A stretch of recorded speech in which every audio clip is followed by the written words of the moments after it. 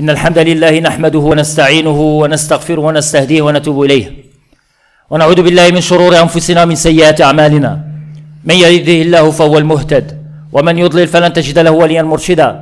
وأشهد أن لا إله إلا الله وحده لا شريك له أكرمنا بخير كتاب أنزل وخصنا بخير نبي أرسل محمد صلى الله عليه وسلم. وأشهد أن محمدا عبده ورسوله صفيه خليله أدى الأمانة وبلغ الرسالة ونصح الأمة وجاهد في الله حق جهاده حتى أتاه اليقين. فاللهم احينا على سنته ومتنا على ملته واحشرنا في زمرة مع الذين أنعمت عليهم يا رب العالمين يا أرحم الراحمين. يقول الله عز وجل في كتابه الكريم: يا أيها الناس اتقوا ربكم الذي خلقكم من نفس واحدة وخلق منها زوجها وبث منهما رجالا كثيرا ونساء واتقوا الله الذي تساءلون به والأرحام إن الله كان عليكم رقيبا. يا أيها الذين آمنوا اتقوا الله وقولوا قولا سديدا يصلح لكم أعمالكم ويغفر لكم ذنوبكم ومن يطع الله ورسوله فقد فاز فوزا عظيما. اللهم اجعلني وأحبتي من الفائزين.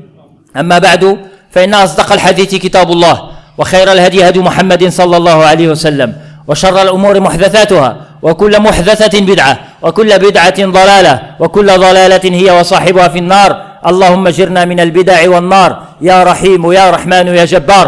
أما بعد أيها الإخوة والأخوات، موضوع اليوم هو يتعلق بمنزلة من منازل السائرين إلى الله عز وجل، وكنت قد تطرقت لها في دروس المساء في دروس يوم السبت في خصوص مدارج السالكين، وأحببت أن أذكر بها لتعم الفائدة إن شاء الله تعالى، خاصة ونحن في حالة فرار إلى الله عز وجل.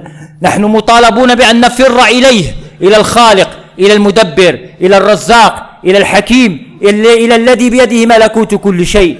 فروا إلى الله إني لكم منه نذير مبين. هذا أمر الله عز وجل بأن نفر إليه، وخاصة ونحن نستقبل عودة الحجاج فقد فروا إلى الله عز وجل بتوجههم إلى ذلك البيت العتيق إلى مكة ليؤدوا هذه الفريضة. ففي تأديتهم لهذه الفريضة فيها نوع من الفرار إليه، فيها نوع من البحث عن الله عز وجل وعن طلب اللجوء إليه. Mes chers frères et sœurs, le sujet d'aujourd'hui, ça va être sur une station spirituelle qui était traitée dans le livre de Madarij al-Salikin, les sentiers des itinérants. C'est la station de la fuite vers Allah Azza wa Jal, prendre la fuite vers le Seigneur Subhanahu wa Azza wa Jal. On est dans cette situation de la recherche de la vérité, et que à travers là le moment là on reçoit et on accueille, il y a le retour des pèlerins après leur accomplissement de pèlerinage. Il y a une sorte de fuite vers le Seigneur quand ils sont partis là-bas.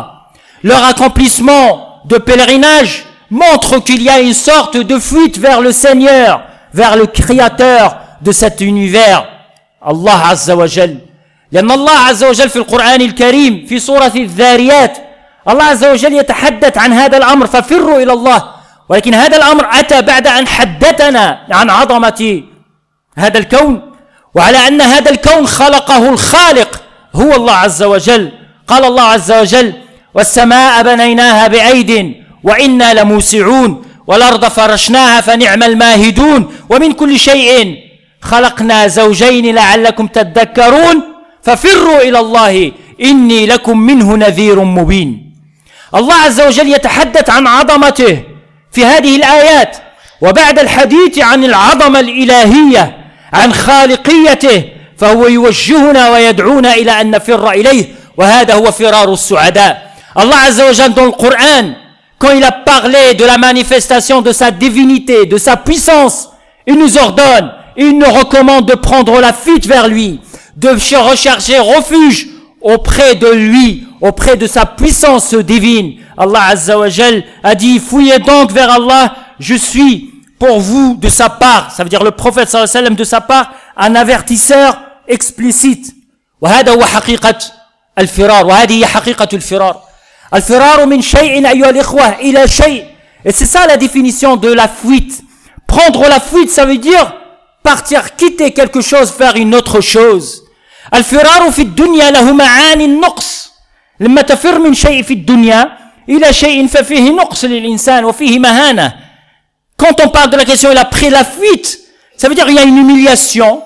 Quand on parle de quelqu'un qui a pris la fuite, c'est quelqu'un, c'est un peureux. Mais quand on parle de la fuite vers le Seigneur, c'est un champion, celui qui a connu, la vérité et se dirige vers cette vérité. Ça veut dire qu'il a pris l'initiative d'être le champion et le plus fort de tout le monde quand il a su comment se diriger, s'orienter vers le Seigneur de l'univers. Et c'est ça la fuite des bienheureux, parce qu'il y a la fuite des miséreux. يعني هناك فرار الأشقياء وفرار السعداء كما قال ابن قيم الجوزية.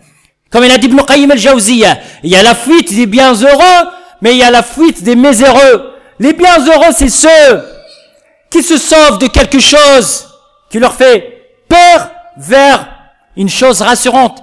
C'est lui qui te donne, qui te rassure. C'est qui? C'est Allah Azza wa Jal. الذي يطمئنك يعني أن تفر من شيء مرعب إلى شيء مطمئن، أن تفر من شيء مخيف إلى شيء آمن، أن تفر من شيء محزن إلى شيء مفرح يفرحك. C'est ça la fuite. Prendre la fuite de quelque chose qui te fait peur vers quelque chose qui te rend heureux et tranquille et rassuré. De fuir l'angoisse vers la quiétude. De fuir le péché vers l'obéissance d'Allah Azza wa Jal. هذا معنى الفرار.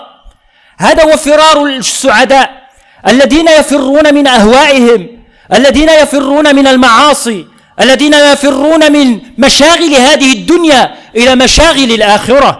C'est ça les gens bienheureux, c'est ceux qui prennent la fuite vers l'au-delà, les préoccupations de l'au-delà. Ils partent de quoi? Des préoccupations de ce bas monde.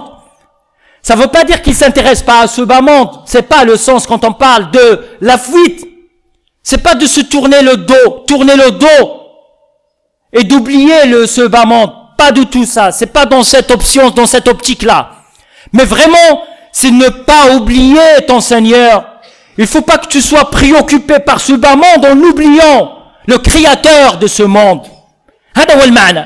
فالفرار هنا يا الإخوة ماشي هروب من الواقع، وإنما هو مواجهة الواقع برفع اهتماماتك إلى الله. يعني لما كتشوف أنت الواقع من خلال اهتماماتك الأخروية، فأنت تتحرك في هذه الدنيا من خلال ما أمرك الله عز وجل به أن تقوم به في هذه الدنيا. هذا هو المعنى. تفر لله، لا تفر إلى قدرتك العقلية فقط. ما كتقولش أنا كنبني أنا هو باها، لا، وإنما توكل أمرك إلى الله عز وجل. هذا هو الفرار. الفرار إلى الله، ça veut dire la fuite vers Allah Azza wa Jal. C'est pas de négliger, marginaliser ou oublier ce bas monde. Ça c'est une fuite passive. Mais c'est le contraire. Confronter les préoccupations de sa vie, de cette vie, avec, ça veut dire que d'avoir cette préoccupation de l'au-delà en même temps. Ne pas oublier ce bas monde, travailler, œuvrer, mais dans un cadre de la satisfaction de créateur de cet univers. هذا هو الفرار. تفر من قدراتك من أهوائك إلى قدرات الله وقوة الله عز وجل. هذا هو فرار عامة الناس.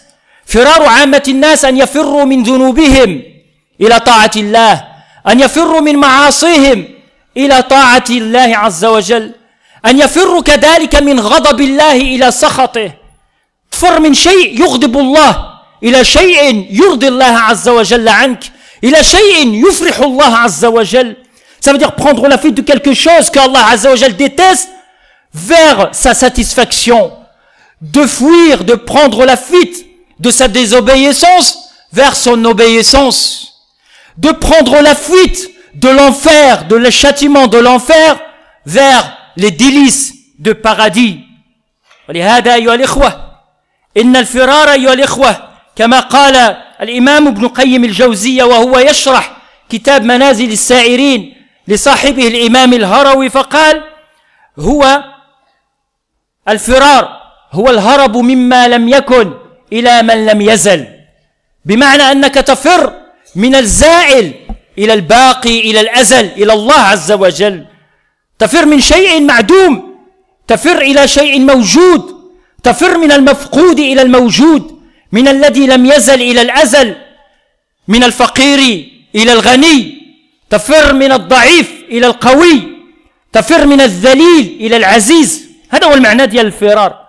فأن تفر هو أن تفر من الجهل إلى العلم كما قال عقدا وسعيا، ومن الكسل إلى التشمير جدا وسع عزما، ومن الضيق إلى السعة ثقة ورجاء. ثلاثة ديال المعاني هي التي سنركز عليها الانتباه والاهتمام.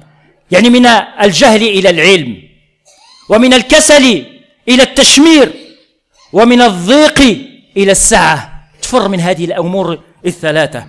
Donc, la définition de la fuite chez l'imam al-Harawi, qui a écrit le livre le Manazil al-Sa'irin, qui était le sujet de commentaires de Ibn Qayyim al-Jawziyya, les sentiers des itinérants, en parlant de la définition de la fuite. Prendre la fuite, ça veut dire, c'est la fuite de ce qui n'a pas été vers celui qui ne cesse d'être.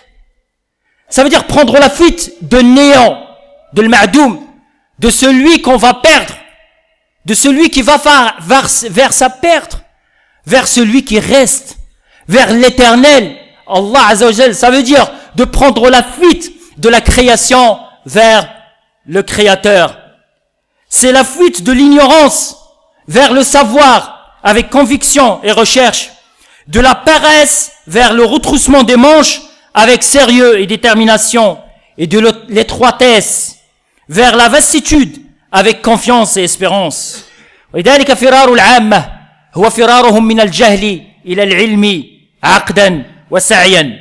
والجهل أيها الإخوة كما قال العلماء وكما قال ابن القيم الجوزية هو الجهل نوعان، هو جهل العلم أو جهل بالحق النافع وجهل بالعمل بالحق النافع. Donc cette question de la fuite de l'ignorance vers le savoir, il y a deux sortes de l'ignorance.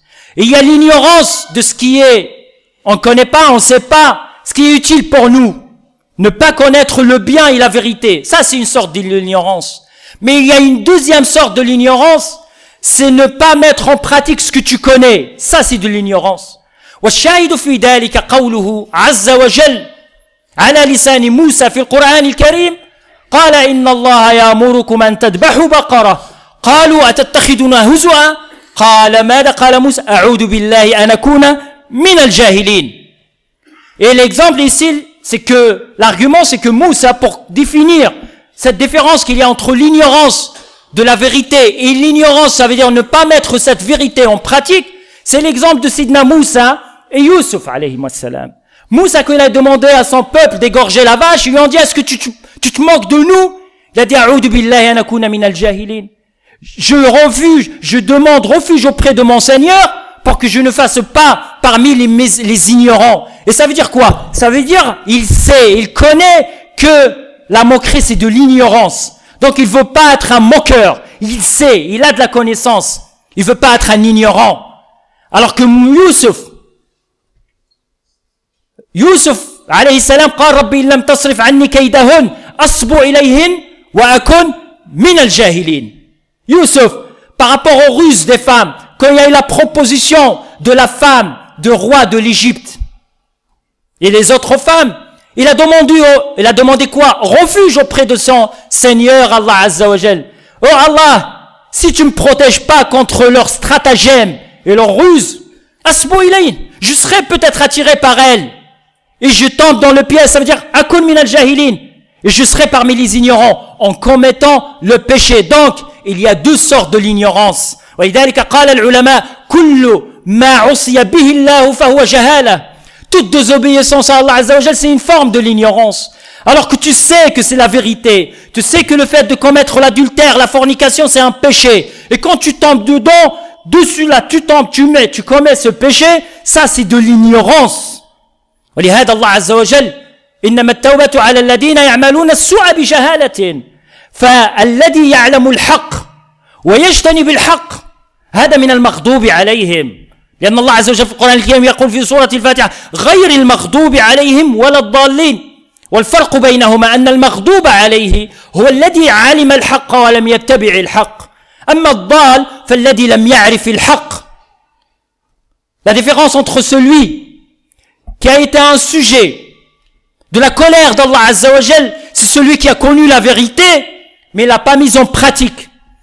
Ça veut dire il part loin de la vérité. Et celui qui est dal, l'égaré, c'est celui qui ne sait pas, ne connaît pas la vérité. Il ne connaît pas la vérité. ولهذا الله عز وجل في هذا القرآن فاعتبار أن من الناحية اللغوية ومن الناحية العرفية ومن الناحية الشرعية قضية الجهل بمعنى أن الجهل هو عدم علمك بالحق النافع وعدم تطبيقك لهذا الحق.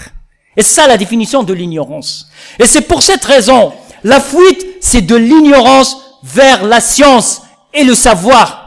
يعني الإنسان بالسعي وبالعقد, avec résolution, avec fermeté, c'est d'aller rechercher la vérité, rechercher la science. Il faut être vers la quête et dans la quête de savoir. ولهذا نجد كذلك أن ابن القيم الجوزية يقول بمعنى الفرار هو من الكسل إلى التشمير جدا وعزما. Ça veut dire de fuir la paresse vers le retroussement des manches. C'est une signification de la résolution ferme de l'individu, de la personne. ولهذا الإنسان يفر من إجابة داعي الكسل إلى إجابة داعي العمل. Ça veut dire fuir quoi? Fuir la paresse, ne pas être un feignant, ne pas être un passif. Quand on t'invite à faire quelque chose, à apporter quelque chose au service d'Allah Azza wa Jal, au service de la communauté, il faut répondre présent. C'est ça le sens de l'firar ila Allah Azza wa Jal.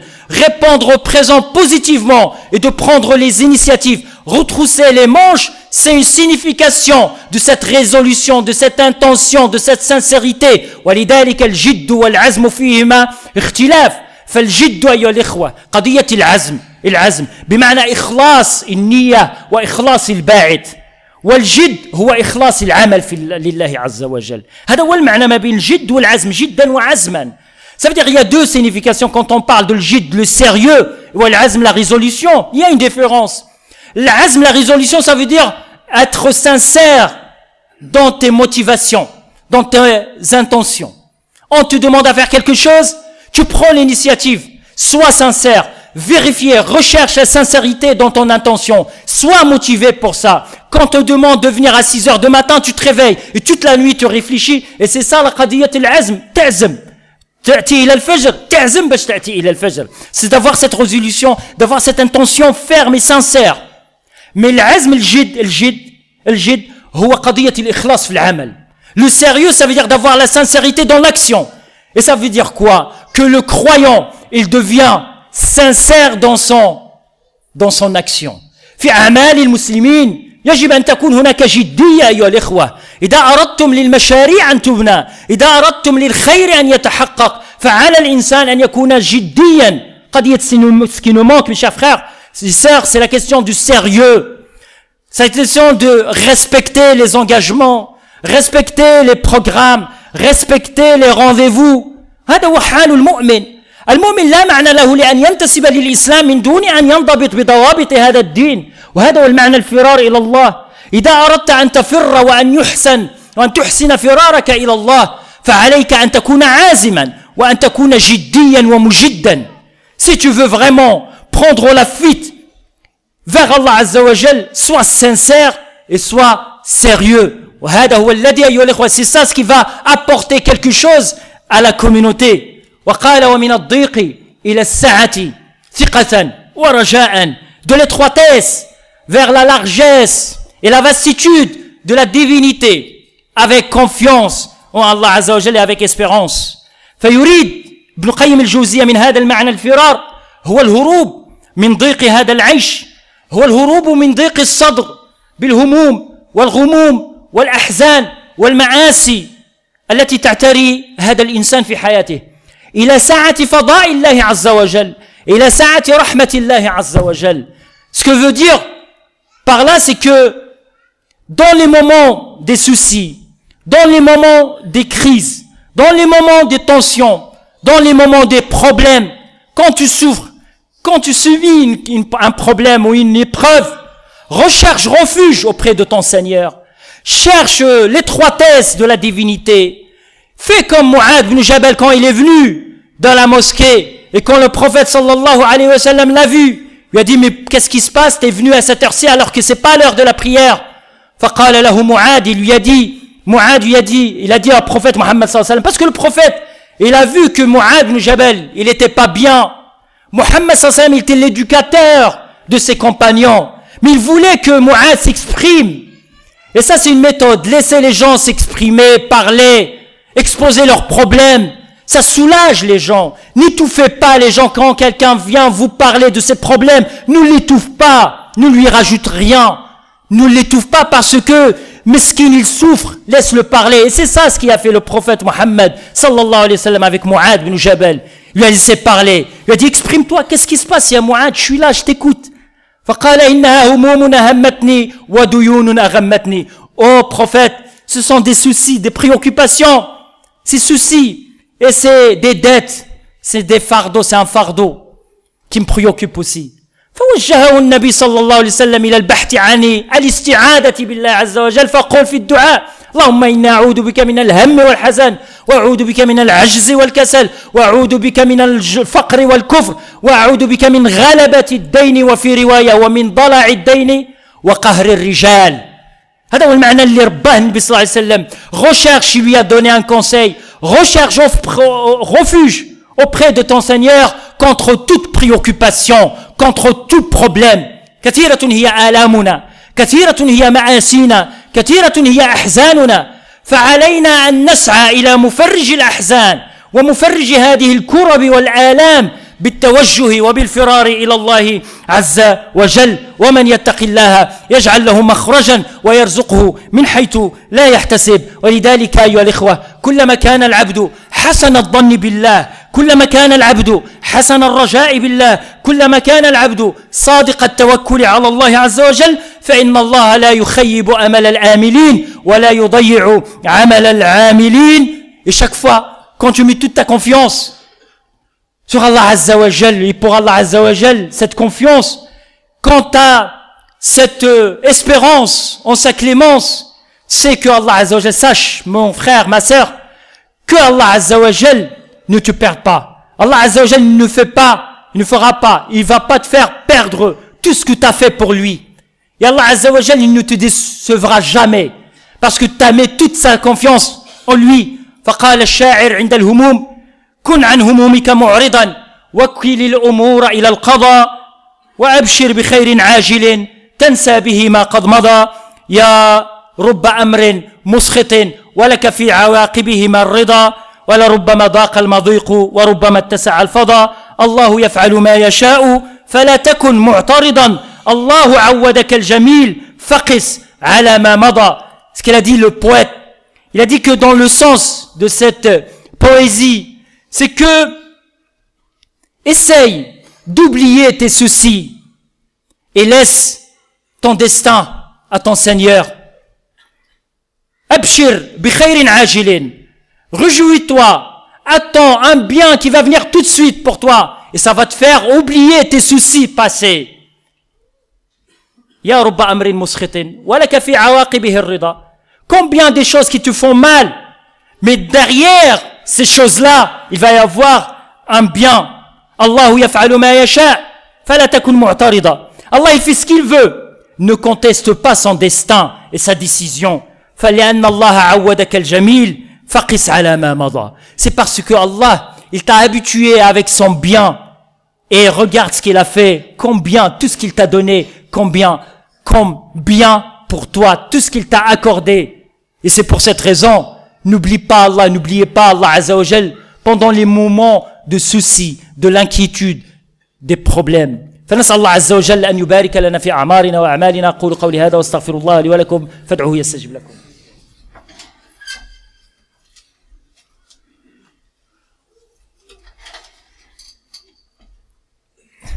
أيها الإخوة الله يجزيكم الخير. كاين الإخوة اللي راهم في الخارج والسماء تمطر حفظكم الله. Avancez s'il vous plaît encore, serrez-vous s'il vous plaît, parce qu'il y a des frères qui sont à l'extérieur. حفظكم الله. Il reste que quelques minutes inchallah et on va terminer le discours. بارك الله فيكم. وهناك أيها الإخوة وهذا أريد أن أركز عليه في دقائق فقط، هو فرار خاصة الناس، وهذا الفرار هو فرار من الإخبار كما يقول ابن القيم إلى الشهود ومن الرسوم إلى الأصول.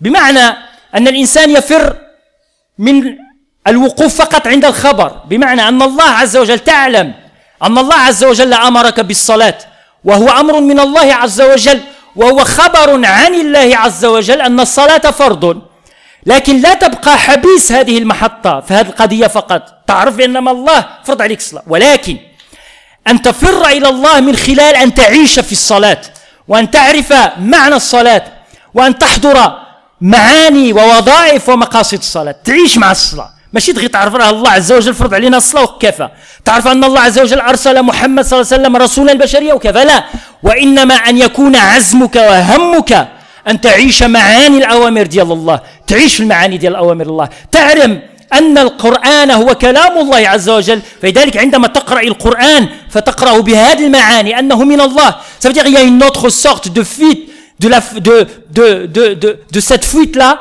c'est que quand on parle de la question fuir l'information vers la présence révérentielle, ça veut dire quoi? Je vais m'exprimer en donnant un exemple.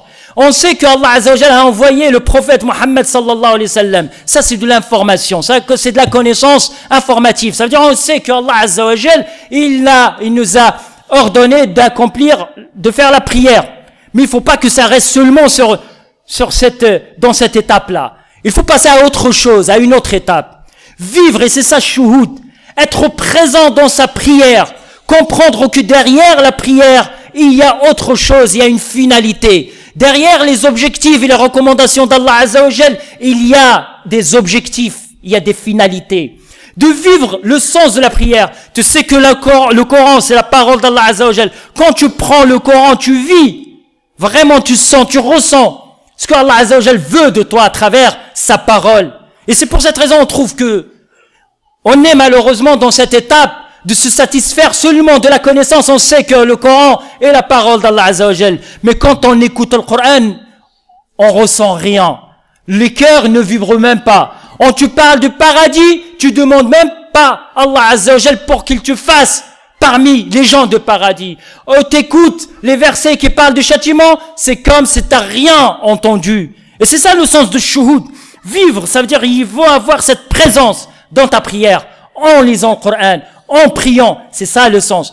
والفرار من الرسوم إلى الأصول بمعنى أن الإنسان لا يبقى حبيس الأشكال يدخل في حقائق الأمور.